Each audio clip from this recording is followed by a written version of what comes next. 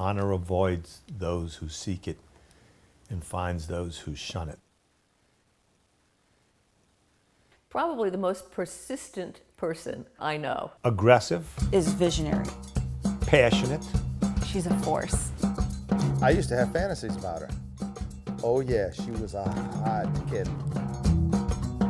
She's been committed to New Orleans and this region since she first came here in the early 70s, involved in politics and community redevelopment, involved in the arts.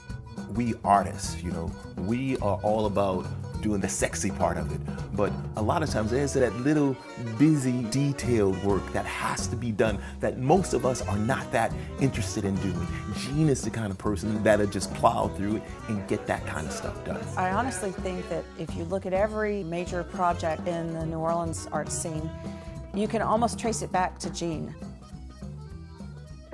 She brought together the nucleus of the Contemporary Art Center. She was the major driving force. Her tenaciousness in getting the CAC started, she was like a bulldog. She would not take no. She had the difficult work of convincing people that this was something important for the city. Which had major impact on the creation of art really from the 70s and into the 90s.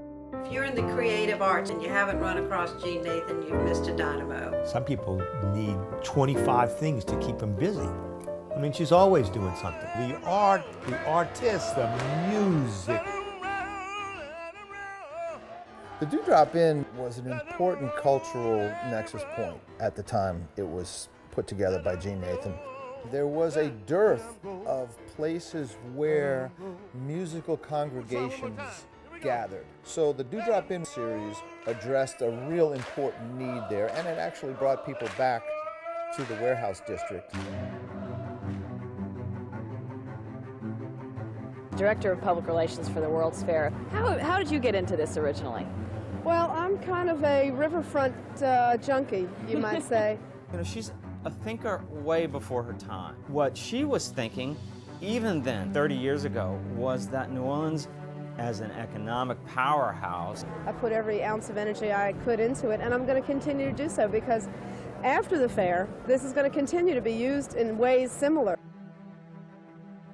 She decided that she would create Creative Alliance of New Orleans to recognize what a really critical role the arts play in our economy. And I just think that's really important, especially today, because there's so little funding that's coming down for the arts. Dancers and puppeteers, theater, dance, and arts companies and organizations. Did I leave anything out? If you would have seen that school, the condition it was in, and if you heard Jeanne talk about her dream of what it was going to be, you would have been like, no way possible, it can't happen. And that just strong passion and belief in what she's doing is what makes it hard to say no to Jeanne. It's just amazing. Cross-Town Conversations, this is Jeanne Nathan. We have to thank. Jeanne came, we talked about her doing a show on WBOK. And just like I thought, the show is very popular. It's New Orleans. And Jeanne Nathan is one of the few journalists I know who can capture that. And it's not for her. She's not doing stuff for her. One time I had some friends, I needed to bring them over and meet her for something. They say, hey, well, what if she's busy? I said, forget about that. She's definitely going to be busy because she's always busy. I don't think that she's let up at all. She's just reaching her prime.